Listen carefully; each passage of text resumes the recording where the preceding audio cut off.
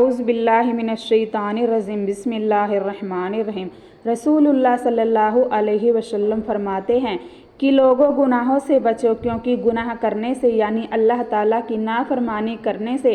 غضب نازل ہوتا ہے، طرح طرح کی بلائیں اور مصیبتیں آتی ہیں، رزق کم ہو جاتا ہے، خیر و برکت اڑ جاتی ہے، اکال پڑ جاتا ہے، چیزیں مہنگی ہو جاتی ہے،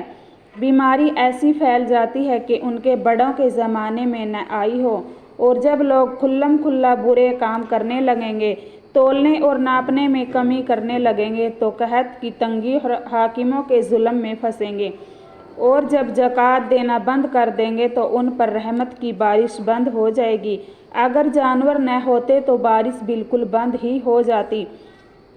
حضرت عائشہ رضی اللہ سے زلزلہ آنے کی وجہ پوچھی گئی تو آپ نے فرمایا، انہوں نے رسول کریم صلی اللہ علیہ وسلم سے سنا ہے کہ جب لوگ اعلانیہ زنا کرنے لگیں گے اور شراب پینے لگیں گے اور باجے بجوانے لگیں گے اور برے کاموں کو اچھے کاموں کی طرح کھلم کھلا کریں گے، اللہ تعالیٰ سے نہ ڈریں گے،